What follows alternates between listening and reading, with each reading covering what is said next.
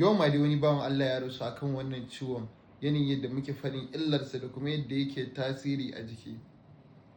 Kwanakin baya ma haka wani bawan Allah ya sayi magani aka tura mu zuwa garin Abuja.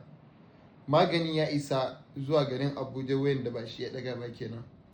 A yau ɗin nan da nake muku bayani, jiya da daddare wani ya sayi wannan maganin nan, za a cire mar kenan aka kira waya aka ce wannan maganin ba sai an cire shi ba, wannan bawan Allah ya rasu. A koda yaushe ina bayani akan wannan ciwon, duk wani wanda ka kalla ya kwantar da shi ba tare da sanin sa ba ya kwantar da shi. Wannan ciwon ya fi kowane virus hatsari, ya fi kowane virus yaduwa da wurwuri a yanzu dai kan. Wannan ciwon ba wani ciwo bane kamar irin matsala ta ciwon hepatitis.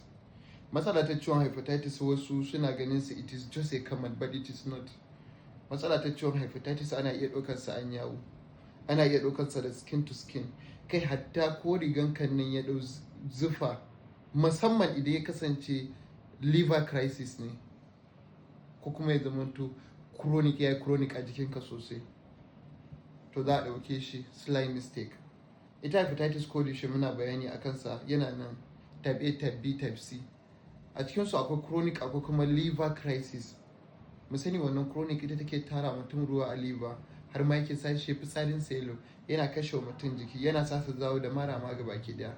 Ita kuwa wannan liver crisis ita take bin jini da ma dukkanin family, saboda da ubangiji Allah ya kare, ubangiji Allah ya kare mu da iyalanmu. Ita hepatitis yana da illa a koda yaushe kamar yadda nake bayani. In ka kalla mutum ya kwantar da shi, wallahi majority ba tare da sanin sa ba. Idan da sanin sa ne, idan ka ɗauki maganin sa yana da saurin barin mutum. Ba dan taɓa manta ba, wani patient ina a garin Mubi, a lokacin na shigo garin Mubi, ko sai ya kira ni ya ce malam da Allah a kowanne matsalar, ya ce ya sha karɓa a gurin mutane da dama. Na ce a ka zo ne domin na warkar da kai? Na ce ni ban warkarwa, ubangiji Allah ke warkarwa a lokacin da ya so, a lokacin da ya ga dama. Wannan bawan Allah ya yi imani ya karɓa wannan maganin nan, alhamdulillah a wani lokacin yana jinsa zuciyarsa it is paining him, yana mar ciwo sosai, yana yawaita jin kasala da sauransu.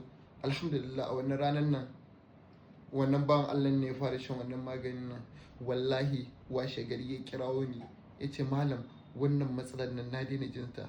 Ya je asibiti aka gwada shi, wallahi ya tafi kenan. Har yau da nake muku bayani, ita wannan matsala ta ciwon hepatitis muddin ka fara shan maganinsa, asalin maganinsa, to wallahi yana da saurin barin mutum. Za ka mutum ya je neman magani sai ya ce bai da kuɗi. Magungunan yanzu sai an cire kuɗi. Allah ya kiyaye, ko ni da kaina wannan matsalar ya kama ni sai na cire kuɗi kafin na iya cire na haɗa maganinsa. Saboda haka waɗanda suke da buƙatar magungunan mu a nan Najeriya muna nan a Kano, Maiduguri, Taraba, Jalingo, Adamawa, Mubi. In ku a Nijar kake, kusan state na Nijar gaba ki muna da ofisoshin mu. A Libya muna nan Misrata, Tripoli da kuma Sabah. A Ivory Coast muna nan cikin garin Abidjan. A Algeria muna nan a Tamarase. Ghana, Kamaru, Chad, Saudi Arabia, dukkanin muna da ofisoshin mu.